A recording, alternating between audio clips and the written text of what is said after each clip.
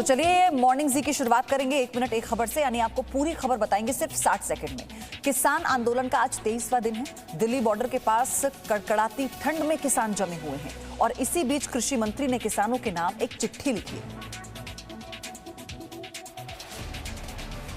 किसान आंदोलन के 22वें दिन कृषि मंत्री नरेंद्र सिंह तोमर ने गुरुवार को किसानों के नाम एक चिट्ठी लिखी। इसमें उन्होंने किसानों की चिंताएं दूर करने के साथ ही उन्हें विपक्ष का मोहरा न बनने की सलाह भी दी। 8 पन्नों के अपने खत के जरिए कृषि मंत्री ने नए कृषि कानून को लेकर किसानों के बीच भ्रम को दूर करने की कोशिश की।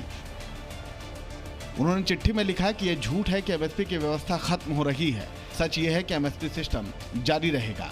एपीएमसी मंडियां बंद की जा रही हैं, इसको भी उन्होंने झूठ बताया। एपीएमसी मंडियों पर भ्रमजाल को दूर करते हुए उन्होंने कहा कि ये मंडियां कायम रहेगी और ये कानून की परिधि से बाहर है। उन्होंने ये भी भरोसा दिलाया कि किसानों की जमीन को लेकर किसी भी प्रकार के हस्तांतरण का करार नहीं होगा। साथ ही साथ किसानों को ये भी बताया कि वो किसी भी वक्त बिना किसी जुर्माने के करार खत्म कर सकते हैं। चिट्ठी में नरेंद्र सिंह तोमर ने पिछले 6 वर्षों में किसानों के लिए उठाए गए मोदी सरकार के कदम भी गिनाए। तो इस चिट्ठी में कृषि मंत्री नरेंद्र सिंह तोमर ने विपक्ष पर भ्रम फैलाने का आरोप लगाया और साथ ही साथ आंदोलन के पीछे 1962 वाली सोच को जिम्मेदार ठहराया। कृषि मंत्री नरेंद्र सिंह तोमर ने अपनी चिट्ठी में आंदोलन के पीछे 1962 वाली सोच को जिम्मेदार ठहराया। उन्होंने लिखा कि पर्दे के पीछे छिपकर किसानों को गुमराह करने वाले इन लोगों की विचारधारा सन 62 की लड़ाई में भी देश के साथ नहीं थी। आज ये लोग फिर सन 62 की ही भाषा बोल रहे हैं। कांग्रेस पर आरोप लगाते हुए नरेंद्र सिंह तोमर ने लिखा, जो कांग्रेस 8 साल तक स्वामीनाथन कमेटी की रिपोर्ट को दबाकर बैठी रही, वो किसानों की हितैषी कैसे हो सकती है। वहीं आम आदमी पार्टी को कटघरे में खड़ा करते हुए कृषि मंत्री ने लिखा कि पंजाब के चुनाव में किसानों को मंडी के बाहर अनाज बेचने की सुविधा देने का दावा करने वाली पार्टी अब उल्टा क्यों बोलने लगी। प्रधानमंत्री मोदी ने कृषि मंत्री की चिट्ठी को रिट्वीट करते हुए इसे देश के अन्नदाता से पढ़ने की अपील की। उन्होंने लिखा कि कृषि मंत्री नरेंद्र तोमर जी ने किसान भाई बहनों को पत्र लिखकर अपनी भावनाएं प्रकट की हैं, एक विनम्र संवाद करने का प्रयास किया है। सभी अन्नदाताओं से मेरा आग्रह है कि वो इसे जरूर पढ़ें। देशवासियों से भी आग्रह है कि वो इसे ज्यादा से ज्यादा लोगों तक पहुंचाएं। इससे पहले देश की सबसे बड़ी अदालत यानी सुप्रीम कोर्ट में किसान आंदोलन पर सुनवाई के दौरान क्या हुआ, अब ये देखिए 1 मिनट में। किसान आंदोलन पर सुनवाई के दौरान बड़ी टिप्पणी करते हुए सुप्रीम कोर्ट ने कहा कि किसानों का आंदोलन सही है और कोर्ट किसानों के राइट टू प्रोटेस्ट के अधिकार में दखल नहीं दे सकती, लेकिन किसान प्रदर्शन के दौरान ध्यान रखें कि आम नागरिकों के अधिकारों का उल्लंघन न हो। The court is want to balance both right of protest of farmers as well as right of movement. Supreme court में किसानों को विरोध प्रदर्शन के लिए रामलीला मैदान में आने की मांग की गई है। अटॉर्नी जनरल ऑफ इंडिया से पूछा कि क्या आप हमें कोर्ट को एश्योर कर सकते हैं कि इन तीनों कानूनों का इम्प्लीमेंटेशन तब तक नहीं होगा जब तक सारी यूनियन, सारे किसान सब बैठ के बात न कर लें। चीफ जस्टिस ने केंद्र को नए कृषि कानूनों को कुछ समय के लिए रोकने का सुझाव देते हुए कहा कि इससे किसानों से बातचीत आसान हो सकेगी। सुप्रीम कोर्ट के सुझाव पर केंद्र ने कहा कि कृषि कानूनों को रोकना संभव नहीं है। कोर्ट ने फिर कमेटी के गठन की बात की और कहा कि कमेटी में पी साईनाथ और भारतीय किसान यूनियन के सदस्य हो सकते हैं। कोर्ट ने कहा कि सभी पक्षों को सुनने के बाद ही फैसला लिया जा सकता है।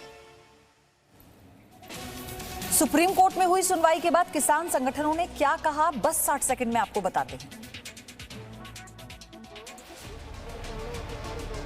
सुप्रीम कोर्ट की टिप्पणी पर किसान संगठनों ने अपनी प्रतिक्रिया देते हुए कहा कि किसान आंदोलन के दौरान रास्तों को जाम नहीं कर रहे, बल्कि ये काम प्रशासन का है। किसानों ने कहा कि वो सुप्रीम कोर्ट के आदेश का पालन करेंगे। रास्ता रोकने का काम तो यहाँ प्रशासन ने किया है, किसान को रोकने का काम हमने रास्ता नहीं रोका है। उसके लिए हम आज भी कह रहे हैं, जो भी माननीय सुप्रीम कोर्ट का आदेश होगा उसका अनुपालन होगा। किसान आंदोलन के समाधान के लिए कमेटी के गठन पर भारतीय किसान यूनियन ने कहा कि सुप्रीम कोर्ट के आने से वो खुश है। हमारे पास तो कोई नोटिस तो आया नहीं, ना हमें कोई चिट्ठी आई, हम कहाँ जा। सुप्रीम कोर्ट में गए हैं तो सुप्रीम कोर्ट जो कहेगा सबको मानना चाहिए। माननीय सुप्रीम कोर्ट का सबको आदर करना चाहिए। और जब 8 दिन से बातचीत नहीं हो रही थी तो उन्होंने ठीक कहा कि सरकार बैठ के बात करे, और हम भी यही कह रहे हैं कि सरकार बात करे। बाहर का भी कोई आ जाएगा उसको भी मानना पड़ेगा। देश के कानून से भी ऊपर है क्या, संविधान से बड़ा है क्या कोई? ये मानते हैं संविधान से बड़ा सरकार। किसान आंदोलन के नाम पर राजनीति भी तेज है। दिल्ली की आम आदमी पार्टी की सरकार ने एक दिन का विशेष सत्र बुलाया और इस दौरान कृषि कानून को लेकर आम आदमी पार्टी के विधायकों का बिल उन्होंने प्रदर्शन किया फाड़कर। दिल्ली विधानसभा में कृषि कानून पर खूब हंगामा हुआ। विधानसभा के विशेष सत्र में सबसे पहले कृषि कानूनों पर चर्चा हुई। इस दौरान हंगामा हुआ और पहले आम आदमी पार्टी के विधायक सोमनाथ भारती ने कृषि कानून की प्रति फाड़ दी। इन दोनों कानूनों को फाड़ते हुए मुझे बेहद दर्द हो रहा है। मेरा बिल्कुल मकसद नहीं था इसे फाड़ने का, लेकिन आज जब मेरे देश का किसान सड़कों के ऊपर 2 डिग्री टेम्परेचर के अंदर सड़कों पे सो रहा है और वो तकलीफ में है, तो मैं अपने देश के किसान और अपने देश के जवान के साथ गद्दारी नहीं कर सकता। मुख्यमंत्री अरविंद केजरीवाल ने भी कानून को किसान विरोधी बताते हुए प्रतियां फाड़कर विरोध जाहिर किया। दिल्ली सरकार ने कृषि कानून के विरोध में एक दिन के लिए विधानसभा का विशेष सत्र बुलाया था, लेकिन हंगामे की वजह से विधानसभा आज 11 बजे तक के लिए स्थगित कर दी गई। जाहिर है किसान हित के नाम पर सियासत गर्म है, लेकिन इस बीच उत्तर प्रदेश के शामली से आई एक तस्वीर झकझोर देती है। यहाँ एक किसान ने अपनी ही फसल पर ट्रैक्टर चला दिया। क्यों किया उसने, आप देखिए इस रिपोर्ट। खेत में लहराती गोभी ट्रैक्टर के पहियों से रौंदी जा रही है। देश में किसानों के नाम पर राजनीति गर्म है। पिछले 22 दिन से किसान दिल्ली बॉर्डर पर जमे हैं, लेकिन ये किसान अपनी ही फसल बर्बाद कर रहा है। खुदरा बाजार में जो गोभी आम आदमी को 30 रुपए किलो से कम नहीं मिल रही, उसी 1 किलो गोभी के लिए किसान को जब 1 रुपए मिले तो वो आखिर करे भी क्या। ये कम से कम 1 लाख रुपए की कीमत की थी। तो आपने बाधी ट्रैक्टर से, और क्या करते जब कहीं से पैसा आ ही नहीं रहा। शामली के मायापुरी गांव के इस किसान का दर्द जब अधिकारियों तक पहुंचा तो उन्होंने कमेटी गठित कर। जो हमारे हॉर्टिकल्चर अधिकारी हैं, वो कृषि के अधिकारी हैं, और एसडीएम साहब को निर्देशित कर दिया गया है कि संयुक्त रूप से जाके किसान से मिलकर उसकी समस्याएं जानकर और इसका एक डिटेल्ड आख्या मुझे देंगे, ताकि हम तत्काल इस पे आगे कार्रवाई कर सकें। कृषि प्रधान भारत में किसानों की बदहाली किसी से छिपी नहीं है, और ऐसे में बड़ा सवाल ये है कि आखिर देश के अन्नदाता को उसका हक कब और कैसे मिलेगा।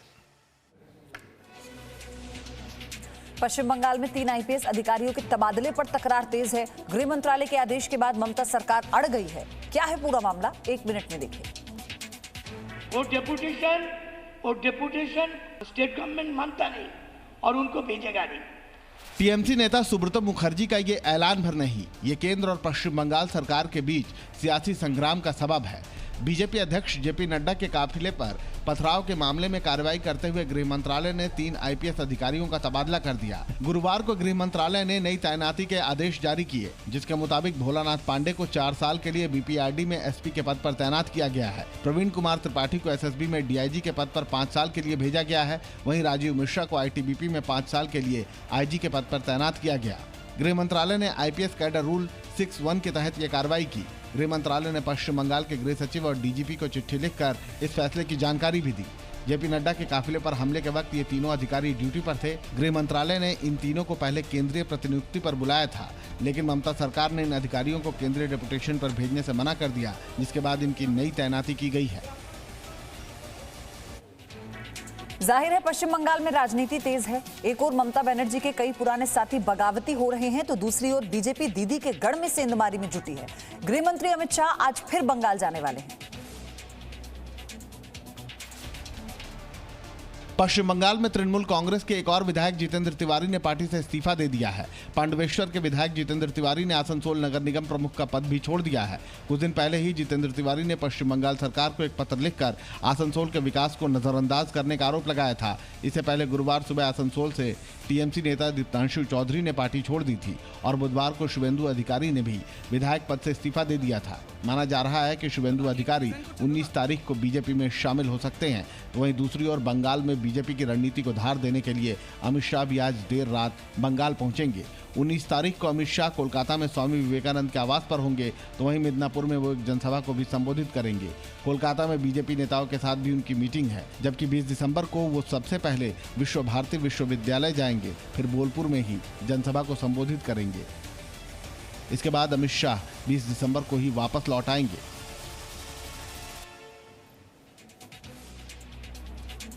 बुधवार को रक्षा मामलों की संसदीय समिति की बैठक से वॉकआउट करने के बाद कांग्रेस सांसद राहुल गांधी ने लोकसभा अध्यक्ष को चिट्ठी लिखी।